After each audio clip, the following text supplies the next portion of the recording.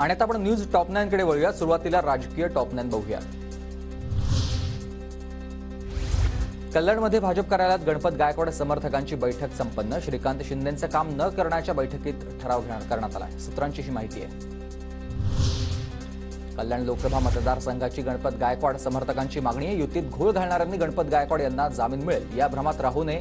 शिवसेनेच्या गोपाळ लांडगे यांचं हे वक्तव्य। तर युती बिघडू नये यासाठी भाजपच्या वरिष्ठ नेत्यांनी लक्ष घालण्याची मागणी। एकनाथ शिंदेंच्या मुलाला तिकीट न मिळाल्यास राजकारण सोडेन। श्रीकांत शिंदेंच्या उमेदवारीबाबत रामदास कदमांची ही प्रतिक्रिया। एकनाथ शिंदेंच्या मुलाला तिकीट नाही मिळालं तर मी राजकारणात निवडतो। भाजप नेते नारायण राणे आज रत्नागिरीच्या दौऱ्यावर आहेत। दिवसभरात नारायण राणेंच्या राजापूर आणि जयगड खंडाळामध्ये 2 जाहीर सभा होणार। सभेतील भाषणाकडे सर्वांचं लक्ष। लोकसभा निवडणुकीसाठी शिंदेगडाकडून मायक्रो प्लॅनिंग। शिंदेगडाची कोर कमिटीची निवडणुकीचं प्लॅनिंगचं ही बैठक। आज शिंदेगडाच्या सर्व मंत्री आणि प्रमुख आमदारांची बैठक होईल।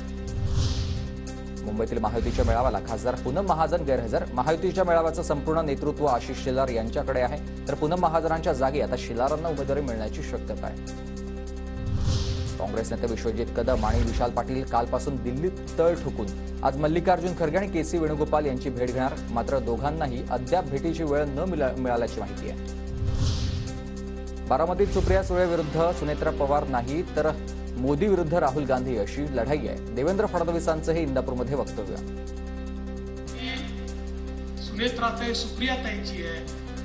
खऱ्या अर्थानं ही जर लढाई असेल तर ही नरेंद्र मोदीजी आणि राहुल गांधी यांच्यातली लढाई। राज्यात 2.5 वर्ष वसुली सरकार होतं। इंदापूरमधील सभेतून फडणवीसांचा उद्धव ठाकरेंवर निशाणा। तर अजित पवार विकासासाठी भाजपसोबत आले। फडणवीसांचं हे वक्तव्य। 2.5 वर्षे सरकार चाललं, ज्या प्रकारची वसुली या सरकारच्या माध्यमातून चालली होती, महाराष्ट्राच्या इतिहासातील सर्वात मोठं वसुली सरकार 2.5 वर्ष त्या ठिकाणी आपल्याला पाहायला मिळालं।